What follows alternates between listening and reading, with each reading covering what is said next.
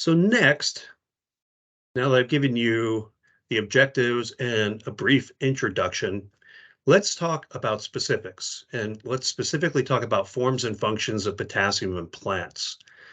And the forms that we find that are taken up by plants with respect to potassium is simply K plus, right? There's no other form that we know of that is taken up by plants. It's only potassium, the potassium ion itself. And when we look at potassium in terms of where it goes within a plant, it's not structural in terms of a structural component of proteins or amino acids or carbohydrates or enzymes.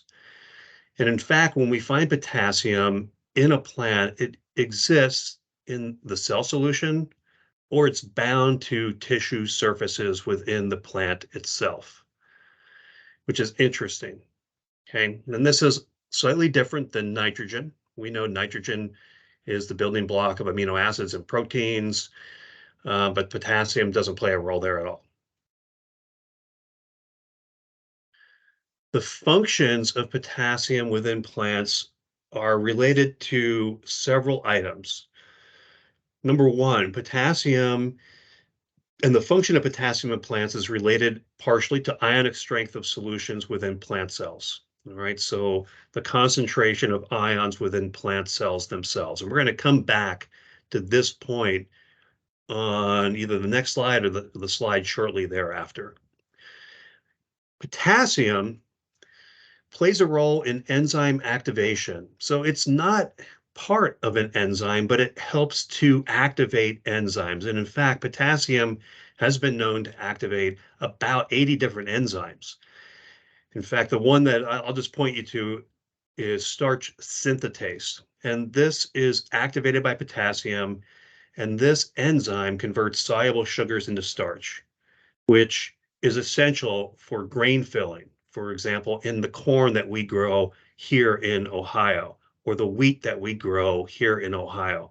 Starch synthetase is activated by potassium. Potassium also plays an important role in nitrogenase activity. And we learned about rhizobia in the nitrogen unit, unit 5A, and the importance of rhizobia for fixing atmospheric nitrogen into ammonium that can be used by plants. And potassium triggers nitrogenase activity. So it's activated by potassium. Point number three is potassium is essential for photosynthesis.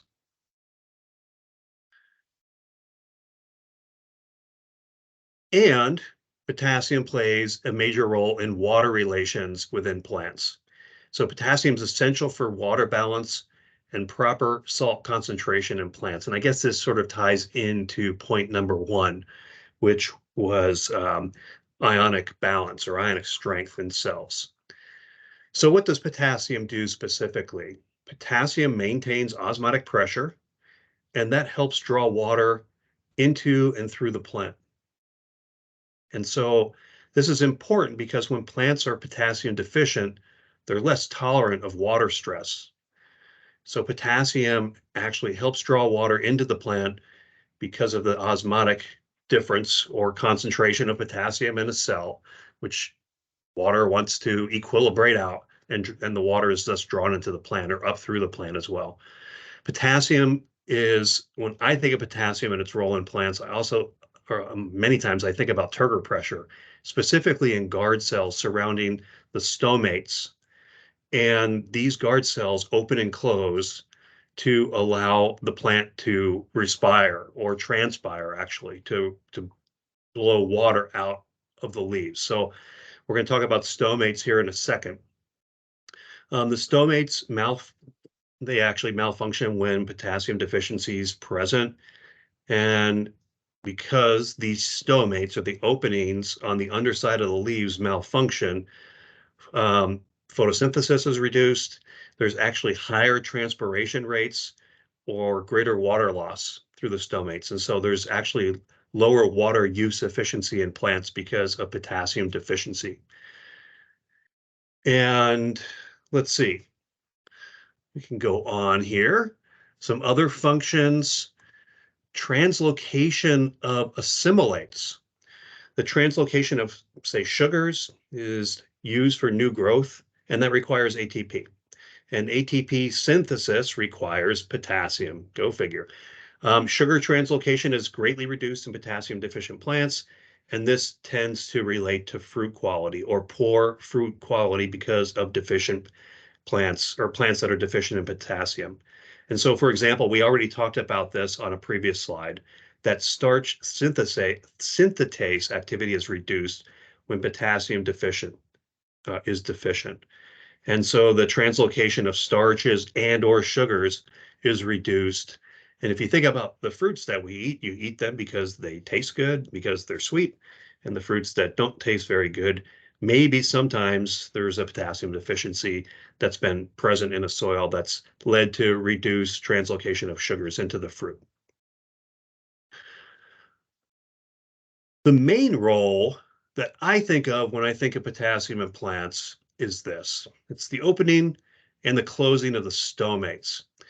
And so when potassium is present, what potassium does is it plays a huge role in the opening and closing of the pores on the underside of leaves that allow the plants to, quote, to breathe in CO2 and to respire water, or transpire. It's actually transpire water. And so what happens, and hopefully you can see my mouse here, but when potassium is present in adequate quantities, potassium can move into these cells that surround the stomate, and these are called guard cells. And when potassium moves, and in this illustration, potassium are the red dots. When potassium moves into the guard cells, water follows the potassium, right? So there is a gradient for water. And the gradient for water, or what basically is happening, is that the concentration of ions inside the plant cell, inside the guard cell, the potassium concentration is great. And so water moves in to try to equilibrate the amount of potassium inside the guard cell to outside. And when water moves in to the guard cell, it expands. In fact, from what I remember when I was taking a class similar to what you're taking, the cells on the inside of the guard cell are pretty rigid, and the ones on the outside of the guard cell are not so rigid. And so the guard cell expands and opens like you see here. Almost looks like a peanut. And so potassium drives this. And when potassium moves out of the guard cells, like you see on the right-hand side of the picture here, the guard cell closes. And water actually moves out to follow potassium out of the guard cell. So if you don't have potassium, the guard cells never open, or they open very, very small. And that reduces the ability of plants to, quote, breathe, which is a problem. It would have been really cool to be the first person to discover this, really, to be honest with you.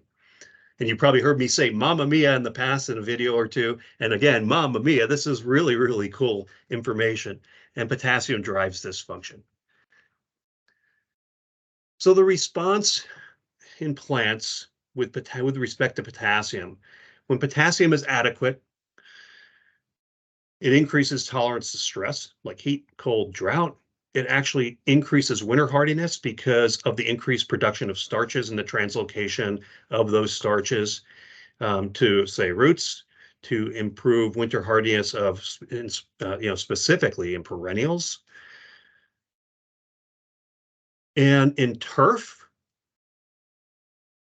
and crops, potassium doesn't prevent diseases, but it helps to strengthen plants against diseases or insects. And so here's some examples. You don't need to remember these, but you do need to remember that plants, when they have adequate potassium, they're more easily able to fight off diseases or insects, but potassium doesn't prevent disease or insects, FYI. Okay.